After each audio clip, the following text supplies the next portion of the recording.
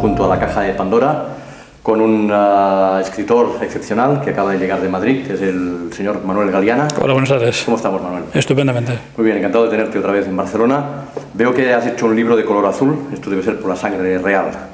Pues la verdad, te digo que es que el editor ha creído mejor ese tipo de presentación. Yo raramente influyo ni en las fotografías de portada. Además, el editor ha querido poner esta foto de Franco y de entonces Príncipe.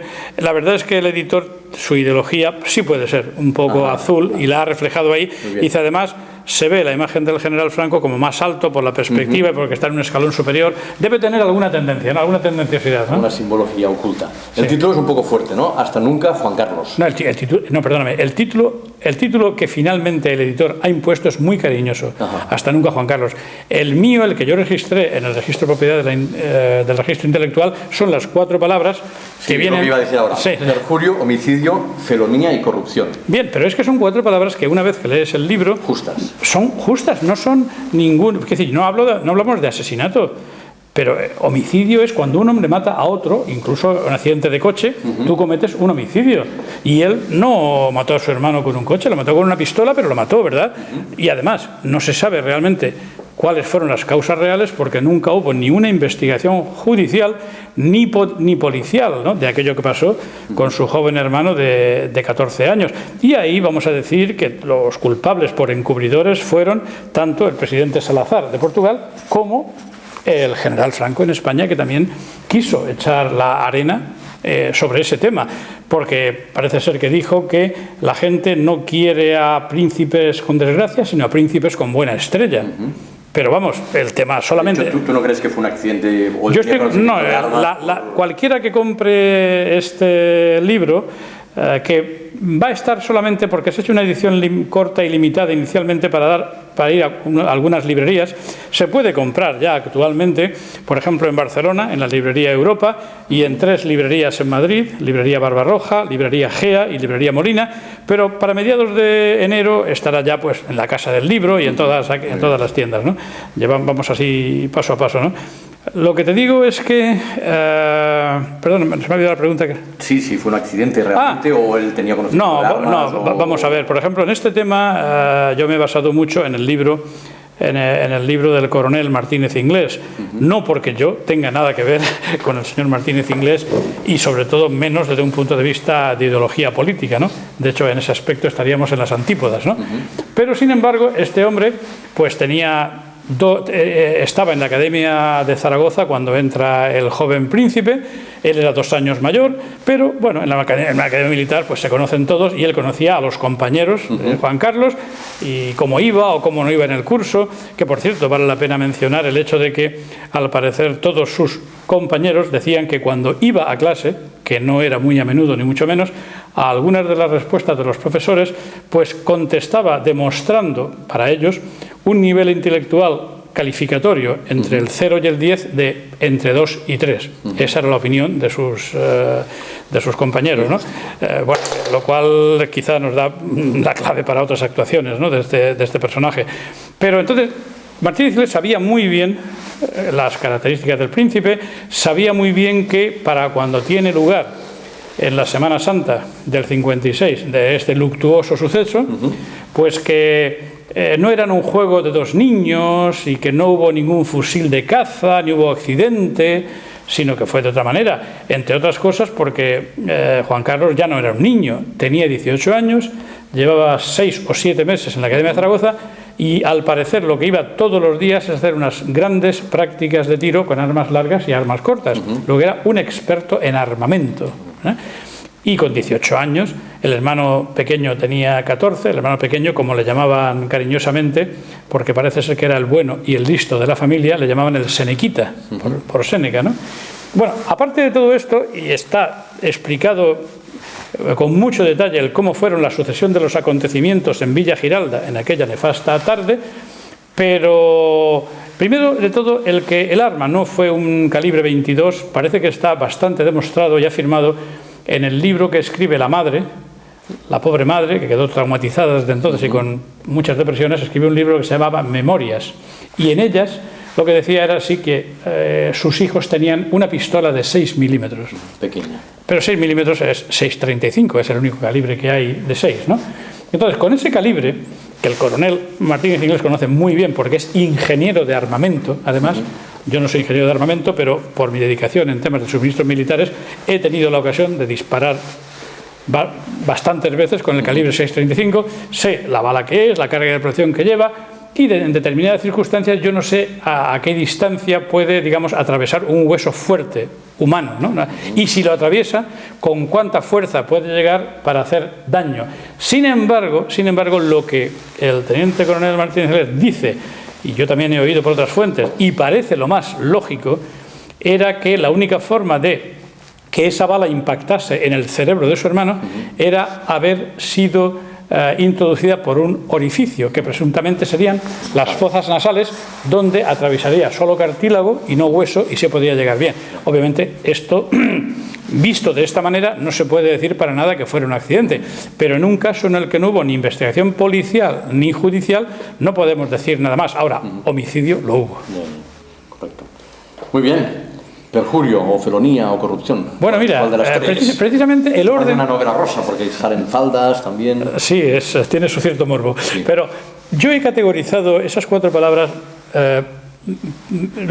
por lo que en mi escala de valores es un ir de más a menos en crimen o delito.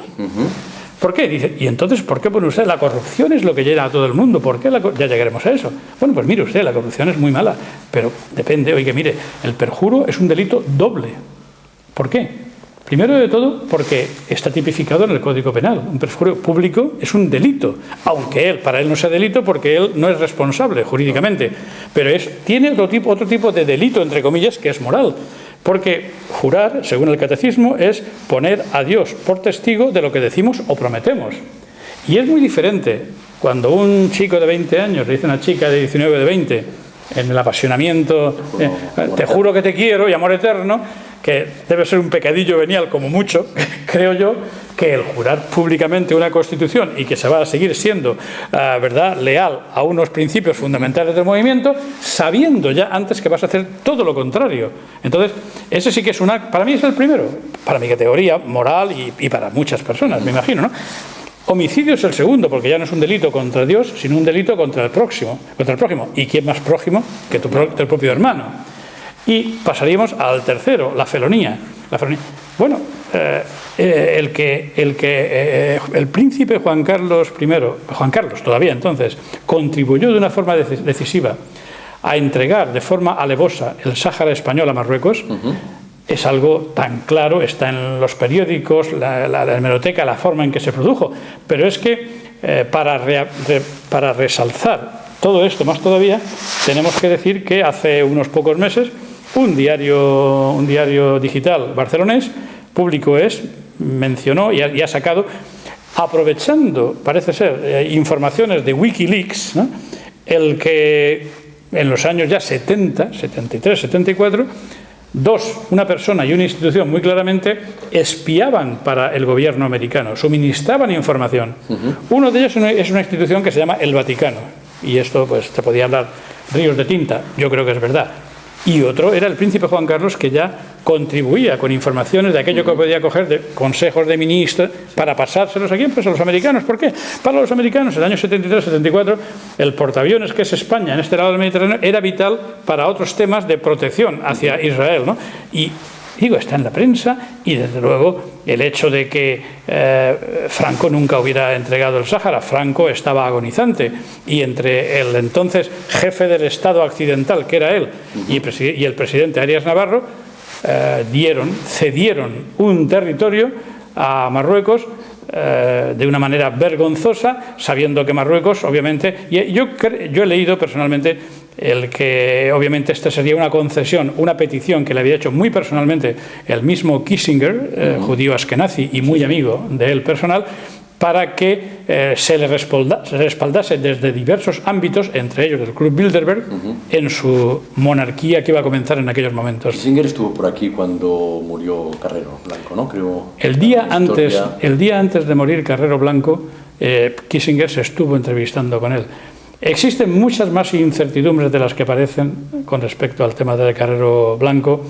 Incluso el general Franco parece ser que dijo, cuando se enteró de la muerte, una frase un poco asombrosa, que sería no hay bien que por mal no venga.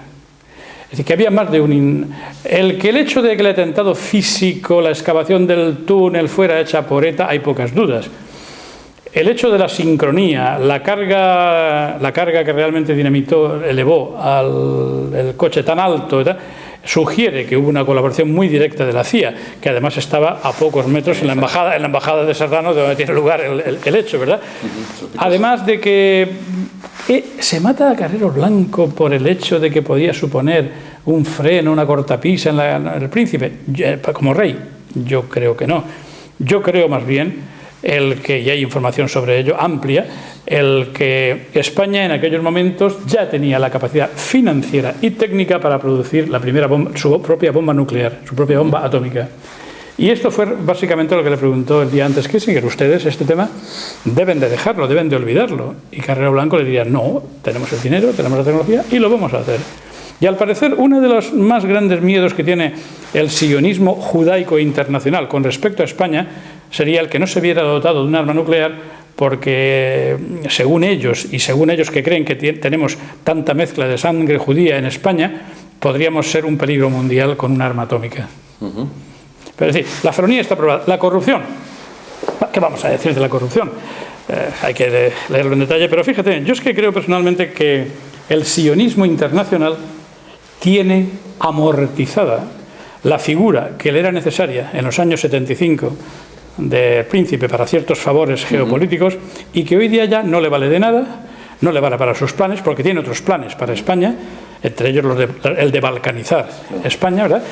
Y que en estos momentos, y para esto, pues adjunto la copia de un artículo del New York Times, que es el mayor diario del mundo, totalmente controlado por el sionismo, que hace poco más de un año decía, investigaba en la figura de un príncipe que llega, de un rey que llega pobre al poder, y que sin embargo en el año 2003 en la relación Forbes de mayores fortunas aparece como con 1.790 millones de euros, que hoy día sería mucho más, porque estando principalmente basados en céntimos por aquí o por allá por cada barril de petróleo, siendo más españoles y consumiendo más petróleo, posiblemente pudiera estar hoy día del orden de los 3.000 millones. Es algo incalculable. Eso quizá, aparte de él mismo, quien lo mejor lo hubiera sabido, si estuviera vivo todavía, sería su tradicional testaferro Manuel Prado y Colón de Carvajal, ¿no? Pero obviamente, y de hecho yo la motivación que tuve para escribir este libro, no me lo has preguntado, pero te lo voy a decir gratis además, es que una editorial me dijo: mira, porque existen varios libros que han sido escritos al respecto sobre Juan Carlos, pero mira, otra vez volvemos a la dicotomía, son por parte de personas de izquierda o de extrema izquierda o incluso independentistas, porque uno de los libros, el de Un rey golpe a golpe, por Patricia Sverlo, Patricia es un seudónimo de un independentista vasco, según tengo entendido. Y me dijeron: mira, además son tochos infumables, la gente no se puede leer todo, ¿por qué no haces algo muy bien resumido? Este está bien resumido y además muy evidenciado, ¿no? Con muchas fotocopias, ¿no? Y me dijo: primero de todo, por favor, además, como sabemos que tú eres una persona, el editor no me llamó de derechas porque sabe que me ofendería lo de estar clasificado, ¿no? Pero sí tenemos como una persona de sentimiento nacional patriota, eso sí lo acepto, ¿no? Y entonces, pues no vas a hablar del general Franco como el espadón, el enano, el dictador, el genocida, el impotente, el no sé qué. Digo, porque no hace falta tampoco hablar de esta manera, ¿no? de una persona. Digo, yo habiendo investigado la figura de Franco, creo que tuvo luces y sombras. Y haciendo yo, en mi inventario personal, creo que tuvo más luces que sombras, pero tuvo algunas sombras. Quizá para mí la mayor es la de habernos dejado a este individuo que muchos dicen que Franco estaba convencido de que realmente iba a perpetuar su régimen, y eso es totalmente inexacto. Lo que pasa es que yo creo que no creyó que iba a ser, pues eso, tan vil y tan abyecto como ha sido, porque te contaré una anécdota que es poco conocida.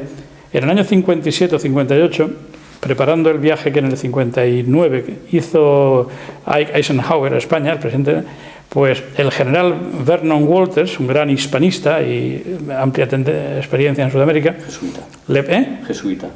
¿Él era jesuita? Sí. Jesuita, que decir, no había profesado como jesuita, eso es una información que me das. Yo creo que ¿Profesado? Sí. Bueno, yo sé que era muy católico, pero eso sí sabía. Pero bueno, que pero de la rama jesuítica, creo que no. Bien, pero quiere decir de simpatía jesuítica, sí. Pero no profesado, porque lo que sí, Vernon Walters era desde el año 42 un gran amigo de Mohamed VI de Marruecos. De hecho, por ahí viene todo el tema. Pues lo que le habla con el general Franco en el año 57-58 es: general, tienen que haber o deben haber cambios en este país. Y Franco en aquellos momentos todavía dice: mire usted, general, en este país, mientras yo viva, las cosas se van a hacer como yo creo que son convenientes. Cuando yo muera, ya las cosas serán como ustedes quieren. Que yo creo que Franco no tenía ninguna gran ilusión de que realmente su tipo exacto de gobierno se fuera a perpetuar, pero a lo mejor sí tenía cierta ilusión en que algunas de las formas se iban a mantener y no iba a ser la cosa tan a las claras y una especie de ruptura, aunque no tuviera aspecto de ruptura, pero y entonces, bueno, pues como te digo, es un detalle que quería contar, pero yo me reafirmo en ese orden de las 4 palabras que significan crimes, en inglés, crímenes y o delitos, de más a menos, según la forma en que yo lo percibo. ¿Es cierto que Franco quería entrar en la masonería o es un bulo esto? Bueno, su padre era masón, un hermano suyo era masón. De Franco se puede saber más porque hay una periodista que acaba de publicar un libro sobre Franco y morbosamente sobre su vida sexual dice, que no creo que fuera para nada digamos, digna de remarcar, ¿no?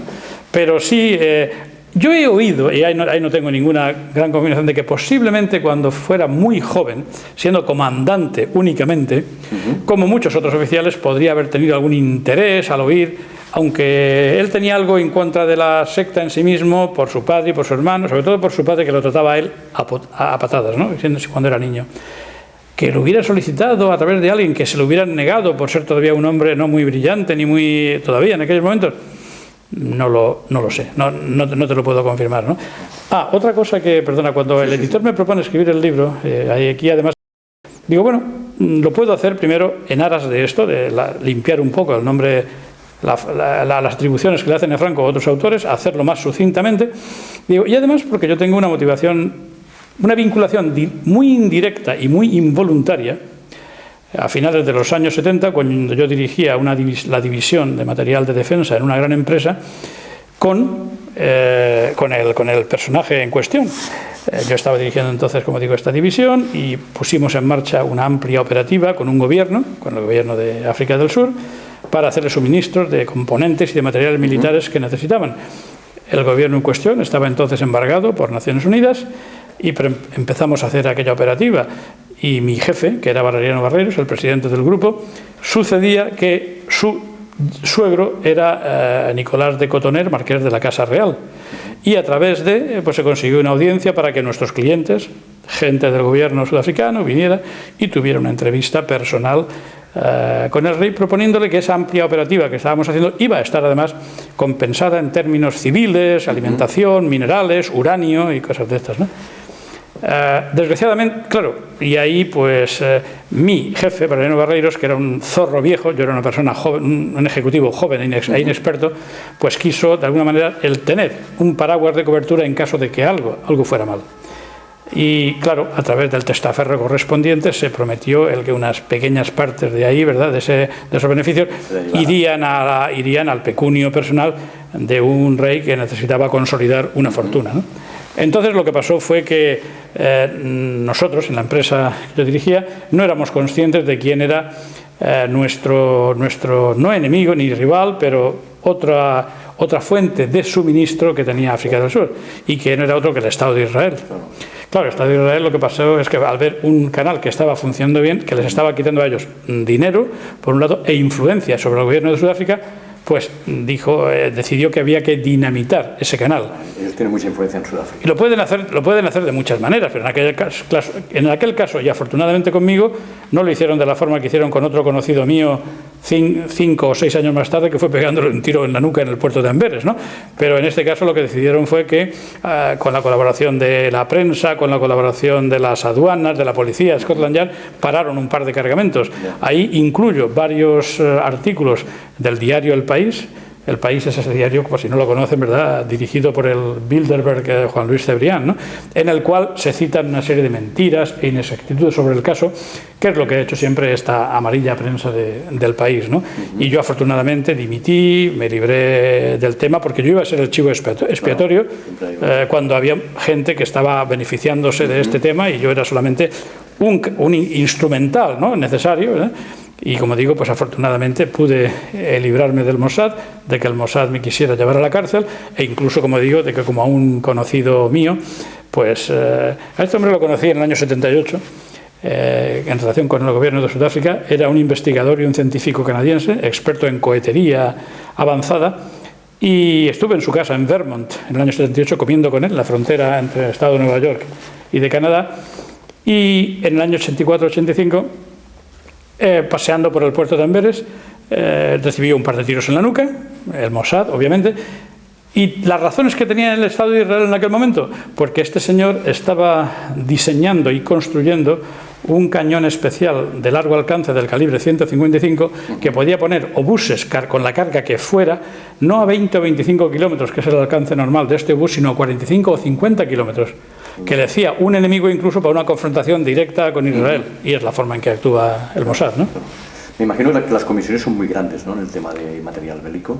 No son... Bueno, depende. Hay casos y hay casos. Por ejemplo, en aquellos años no eran tan grandes. No estaba mal, pero no eran tan grandes. Creo que, por ejemplo, en temas como cuando se venden a nivel de Estado, corbetas, fragatas, barcos... Lo digo porque había oído que algún ministro, catalán, por cierto, de defensa, cobraba como un 25% de Bazán, ¿puede ser?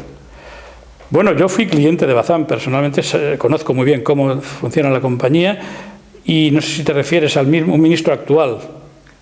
No, anterior, con barba y que tocaba el piano también.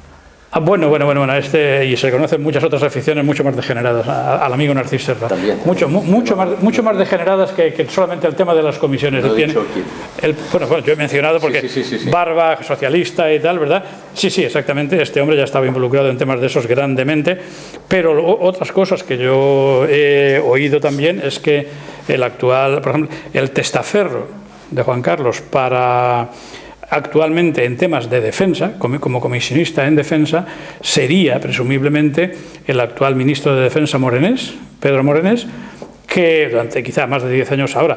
Este hombre, por ejemplo, tiene un poder casi omnímodo. Cuando llegó a ser ministro, pues los presupuestos del ministerio estaban muy cortados, no se pagaban a suministradores o muy tarde.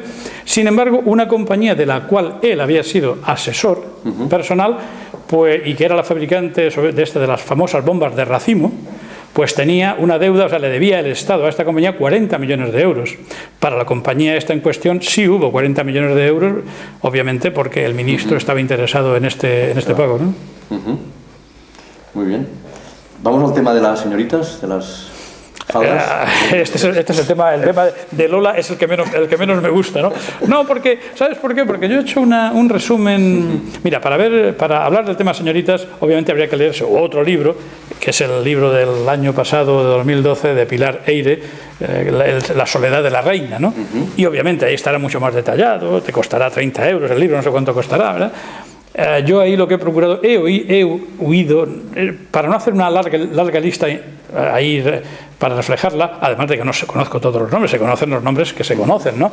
Yo, por ejemplo, pues no he mencionado ni a Rafaela Carrà, ni a Sara Montiel, ni a Paloma San Basilio, ni a muchas de estas personas. Pero sin embargo sí menciono a unas cuantas que primero, una por cercanía yo soy murciano de nacimiento, el editor ha insistido en poner solamente B.R., pero otros autores hablan claramente de Bárbara Rey, que es murciana, ¿no? Y además parece que es una relación que fue larga y que ha sido la más costosa Con grabaciones de vídeo. Con grabaciones de vídeo que el CSIC tuvo que andar detrás de ellas, con chantajes, con algún muerto en el camino incluso, ¿verdad? Esta relación parece que habría costado bastantes cientos y cientos de millones de pesetas al erario público vía fondos reservados de presidencia del gobierno, ¿no? Porque desde el cual esta señora se convirtió en una asesora, ¿no? A ser pagada en estos conceptos, ¿no? Después también menciono, por ejemplo, solamente porque conocí yo a la persona imperfecta una noche cenando con otras personas, que era la famosa bailadora española de flamenco, la Chunga, ¿no? Aquella que bailaba con los pies descalzos. Parece que fue muy en la juventud de él, ¿no? Y la menciono pues porque una vez tuve la fortuna de compartir mesa y mantel con ella en una cena en el local que regentaba, que era Café de Chinitas en Madrid, ¿no? Hace tiempo. Menciono también, por ejemplo, menciono a Marta Gallá, porque fue, parece ser, la balear, la mallorquina, con la cual tuvo un romance muy largo a partir de los años 92-93 y que casi causa ahí una de las separaciones casi finales entre él y la reina. Menciono también, por ejemplo, a una persona que fue muy anecdótica en la vida de él, que se llamaba Sandra Mozarowski, una actriz argentina muy joven, de 17 o 18 años, que apareció en aquel cine español de los años de destape, de los años 76-77, papel secundario en alguna película. Se quedaría prendado de ella. El caso es que de esa relación, al parecer, ella habría quedado encinta y no querer abortar. No porque ella fuera un dechado de moralidad, que no lo era, sino quizá por tenerlo de alguna manera. Y sin embargo, pues que en un caso como este, una persona ya joven, embarazada, con una persona de muy alto cargo, al segundo o tercer mes de embarazo se deprime y se tira por la ventana, ¿no? Una cosa poco creíble, ¿no?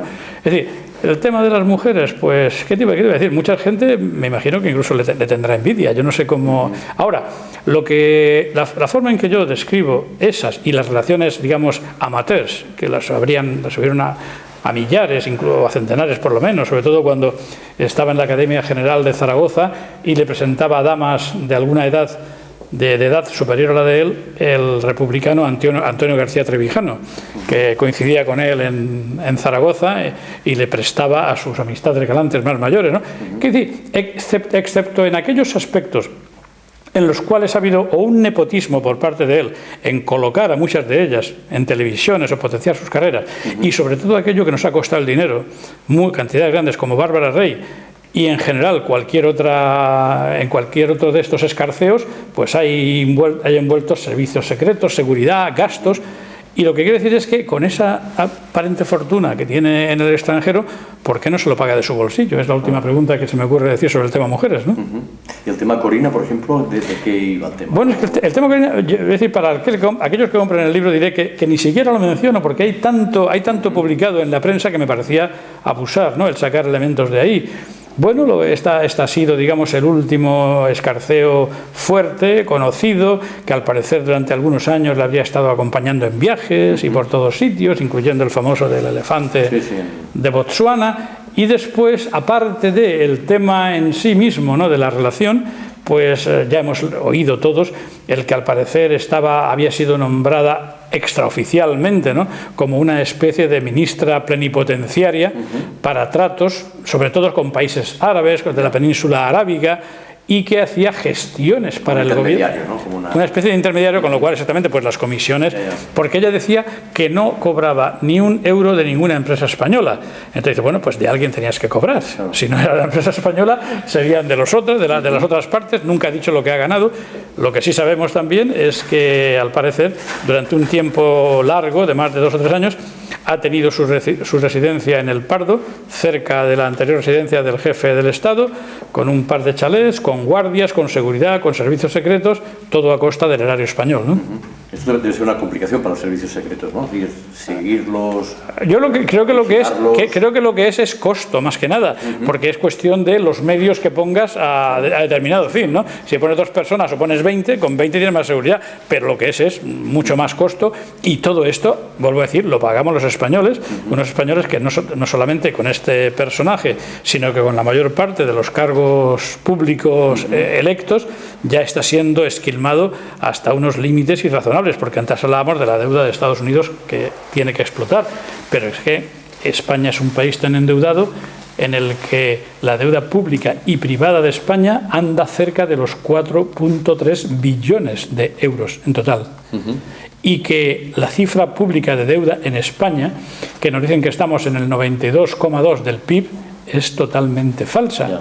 Esto lo demuestra perfectamente el profesor Roberto Centeno cuando hace sus análisis casi todos los lunes, en los cuales lo que nos demuestra como empíricamente es que la deuda no son 900 y pico mil millones, sino que más bien es 1.040.000 o 1.050.000, y que siempre que nos referencia al PIB nos están mintiendo, porque no tenemos un PIB de 1.041.000 millones, sino que el PIB español realmente habría retrocedido a niveles de 2007-2008 y estar más bien en los 850.000 euros, con lo cual no estaríamos en el 92,2 sobre el PIB, sino más bien cerca del 130% sobre el PIB.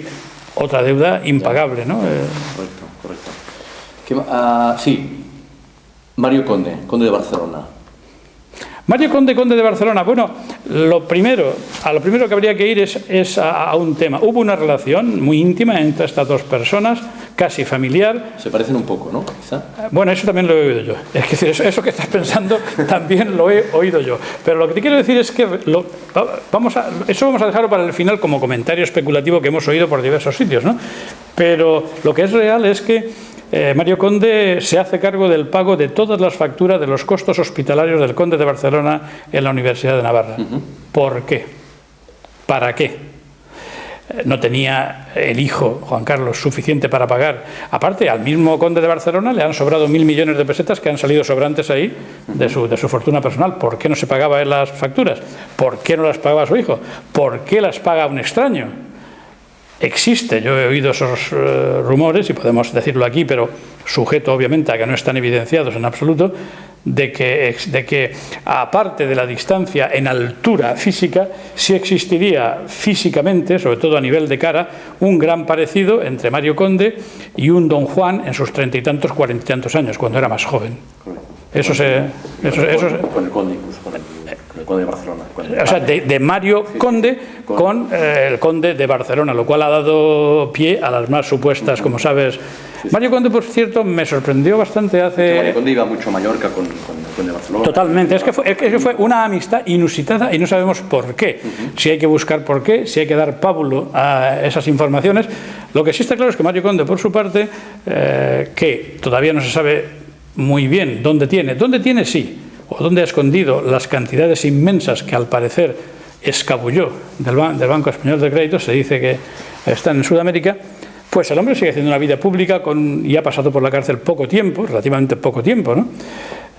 Además, se dice de que estuvo en la cárcel y ha estado poco tiempo, y de que pudieron pasarle cosas muchísimo peores en aquellos momentos, cuando al parecer habría habido una sintonía entre tres dirigentes, el mismo rey, José María Aznar y Felipe González, para incluso buscar la posibilidad de acortar sus días mortales, ¿no?, en esta tierra, ¿no?, basado en todas las cosas que él quería hacer entonces en política, ¿no?, y que finalmente, al parecer, se salvaría de esto y de solamente ir a la cárcel comprando, como al parecer dicen que compró por 600 millones de pesetas, los secretos evidenciables del 23F que le vendería o el coronel Perote o alguien de su entorno en aquel momento, ¿no? Hablemos de esto del 23F.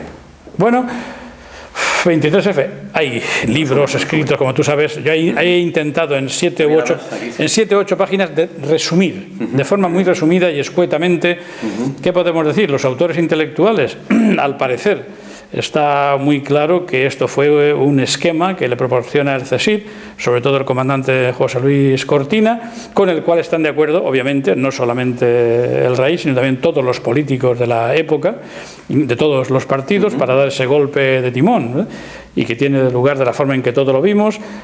Al parecer también la forma por la cual, digamos, toma un cariz y no otro, a través de que la entrada en el Congreso, de los tiros en el techo y del empujón a Gutiérrez Mellado, el rey se inclina, y Sabino Fernández Campos, jefe de la Casa Real, porque tiene que ser reconducido de otra manera, ¿verdad? Ya no exactamente. Ahí todavía, de todas maneras, el general Armada, que era la persona de su confianza que tenía que guiar el tema, todavía intenta a la 1 de la mañana ir allí y proponer la lista que tenía de gobierno. Y yo quiero decir a favor de Tejero, que creo, primero de todo, que fue un hombre que se fue llevado con un total engaño, a dirigir, ejecutar personalmente aquella operación. Un patriota, una persona que guiada por las emociones, sobre todo, y que era un juguete o un títere en manos de gente mucho más... y que quien paró el golpe...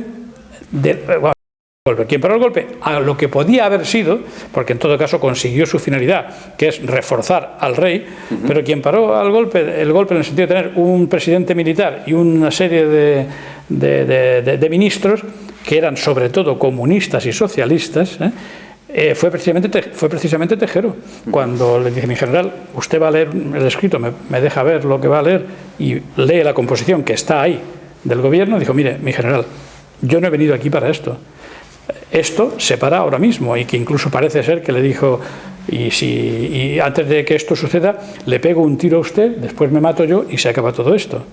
Eso no sé si es verdad, pero una cosa que parece que sí es verdad, yo le he hecho una entrevista hace poco al coronel Carlos de Mer, que era el jefe del regimiento de Aranjuez, que casi lo sacó en aquel momento, es un hombre ya de 85 años, y él era muy amigo, es muy amigo todavía de Antonio Tejero.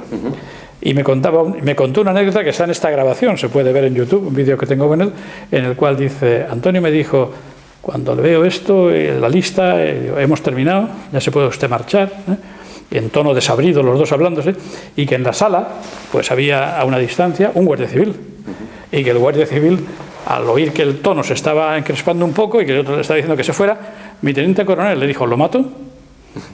Así, está grabado, lo dice, Antonio me lo ha contado a mí, Tejero me lo ha contado a mí, y dije, no, déjalo que se vaya, ¿no?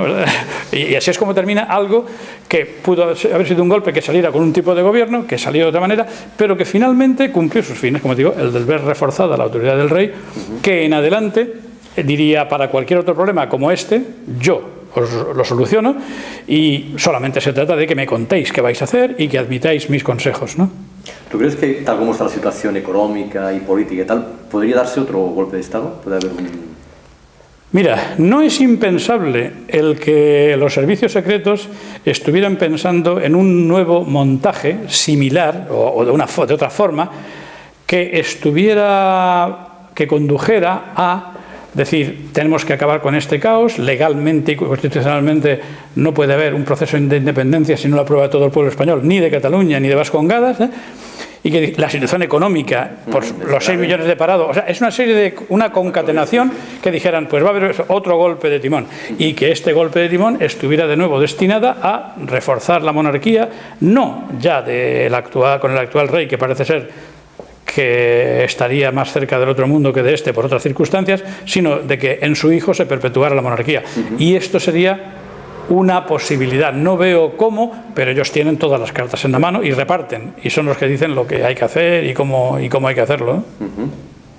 Muy bien. Había un tema de cuadros también. Sí, una cosa que saco ahí, ¿verdad? Y está documentada, obviamente, porque si no, no me hubiera atrevido a hacerlo, porque estaría sujeto a una demanda o a una querella, y no es mi intención en lo más mínimo, lo tengo argumentado, es recoger un artículo muy detallado que hay, que está basado en una demanda que contra la Casa Real tienen hechos los herederos del duque de Linares con respecto al supuesto robo de una colección pictórica en el año 1976, que en valor dinerario estaría muy por encima de 1.000 millones de euros. Parece una colección valiosa, y que, bueno, lo que se sabe es que el último duque de Linares, que está casado en segundas nupcias con una señora, pues a esta señora la hacen hacer de testaferro, como que el duque realmente va a ceder los derechos dinásticos a doña Pilar, a la hermana del rey.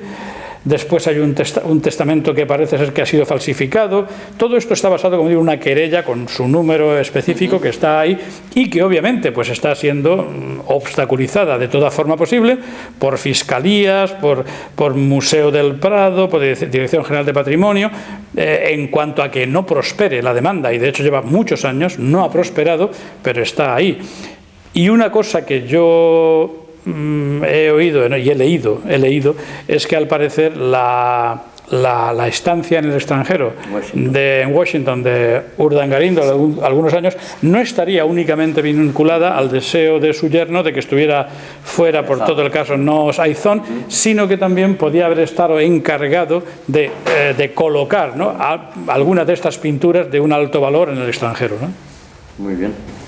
Pues no sé, ¿qué más? Bueno, yo creo que lo demás es cuestión de que en alguna de las tiendas que he dicho que ya está el libro, incluida Librería Europa en Barcelona o Librería Molina y Librería Barbarroja en Madrid, y a partir del mes de enero en la Casa del Libro se lo comprasen y se informasen de algunas cosas que posiblemente ya conocen y de otras que no. Entre otras, por ejemplo, cuando yo en toda la introducción hablo del caso personal mío y de cómo funciona el mercado internacional para artículos de defensa y militar, que también es muy ilustrativo. Muy bien, pues recomendamos estas 200 páginas del libro Hasta nunca, Juan Carlos, de Manuel Galeana. Muchísimas gracias. Gracias.